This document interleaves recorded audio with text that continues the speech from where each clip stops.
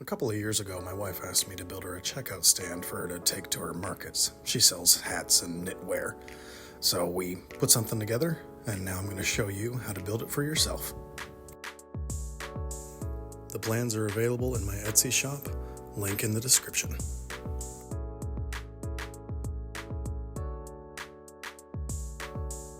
So the first step here is to lay out your plywood, start making your cuts. You can get this whole thing out of one sheet of 4x8 plywood. So just follow the plans. There are total sizes available for everything. Here's me just cutting it out, verifying everything, and finishing it up at the table saw there. Next step is to cut out the board and batten fascia on the front. Just run that over the table saw. You set your table saw height to 1/8 of an inch, and then the plans tell you exactly how far to space out all the cuts. And at the end of it, you should have a board and batten look on your face panel and side panels. Now this next step is optional. I do a iron-on edge banding on the sides of the plywood. That helps cover up the plywood look and makes it look more like a actual full panel on there. So we iron that on and trim it off afterward, and then go through and sand everything. This is really important. The plywood I'm using here is a real thin veneer on it, and if you don't sand it, you can get a splinter if you touch it. Now we're going to start adding the piano hinges to everything. Just follow the plans. It tells you exactly where to nail everything off. And so here I am just setting it up there. And then I use staples on this. You can use pin nails or screws and glue, whatever you need to do. So layout for that, flip it over, put the other one on, and then add your piano hinge to that. And just space out the piano hinge top to bottom.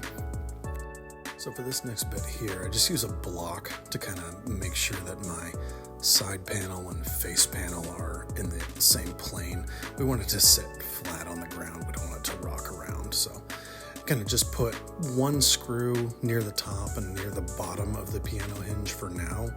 That way, if we need to adjust anything, we can take that out, readjust, and put it back in. So just want to do one screw at the top and one screw at the bottom while we're in this kind of layout stage, and then we can check it here in a minute.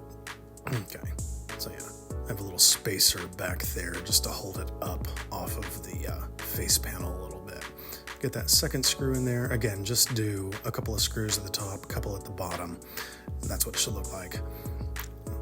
And then after both of those are on with just 4 screws, then you can tip it up and make sure that things are square and flat and it's not going to rock around on you. So that's what it should look like on the outside with those board and batten fake cuts in there. And then just one screw top and bottom for that. Next is to cut out the shelves. Here I am at the crosscut sled. Then I slip it in there and I mark out so that I can do a little 45-degree cut so I don't hit the hinge in the back corner there. Let me slip that in, looks good. Now we lay out for the shelf ledgers that go in there. You can nail these. I decided to screw them. It's a little cleaner and a little more secure. So then next step is to cut the little locking pieces. Those go on each shelf. One shot out of the table saw there. And then I think there's another one around here somewhere. There we go. Oh yeah, all the way across the room. There he is. So you get these cut, sand them up, and then these go on the edges of the shelves and fit into this little ledger there. You can kind of see it on the plans. You can kind of lay it out. There it is. So those set in just like that. So this is a 23 gauge pin nailer that I'm using there. If you don't have one of these, you can just glue these down on there. Just clamp them for a couple hours or so and they should be good. So these little pieces fit into that L piece that goes on the sides. And I'm just making sure everything is tight down in there. This is white oak. It's a really strong lumber. It's a really tiny piece that goes in there, so you can use some of the maple that the plan calls out for, or if you have something a little tougher like oak or white oak or something, just put that in. So those two pieces look good. And then we do a little test fit. So it slips in there, and you see those little 45-degree cuts. That goes around the piano hinge, and just make sure everything gets flush in there, tight to 90 degrees.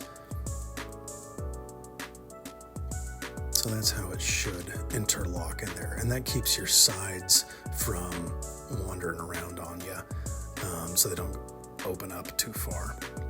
So now it's time to trim out the top piece. These are the pieces of maple that the plan calls for. I'm just marking out for a 45-degree cut at the front face. Now when I do this, these are really, really small pieces. You can do this with a handsaw if you're really good. I'm not that good at cutting a perfect 45 degrees, so I set it up on the chop saw. But my chop saw has a plunging function, so it doesn't take the saw all the way down into the bottom. I can tell the saw to just do, a 1/16 or an 1/8 into this little zero clearance fence. So that's what I'm doing right there. I'm just setting up for a really tight cut on that. So lay that out, and then the saw just kind of goes through that, and then the little pieces of plywood that I have kind of jigged up on the saw right in there, that allows me to get a really clean cut to do that. So we should be good to go here. I'm just making sure everything fits. I've got these little Collins clamps for 45-degree cuts that go in there. So just clamp that up on that side. That one looks good. Come over here. We're just verifying everything. There's no glue on this yet. So we get all of that, and then I'm going to feel the back side. You just want that flush back in there. So then we put some glue on everything. Little dab in there. Glue your corners up really good. Clamp those. Clamp it all down before you start nailing everything. And then that's that 23 gauge pin nailer again. If you don't have one of those, you can just glue these. Just clamp it overnight or for 2 or 3 hours, and you should be good. So then we slip the top over it, and it locks in place. The trim hangs down just a little bit on the top, so that keeps everything locked where it should be. This is 1/2-inch plywood. It's got a pre-finish on it, so it is ready to go. Don't need to paint it or anything. My wife had me paint hers black, but if you get pre-finished plywood, you're done at this point. See the little details there. And like I said, my wife had me paint hers black, and this is a couple of photos from her at her craft shows. So you got some storage in the back, and then we did like a clear coat on the top and hung her sign on the front of it. It just looks really professional to have something like that at your craft shows. So thanks for watching, and remember, plans are available at the link in the description over on my Etsy store.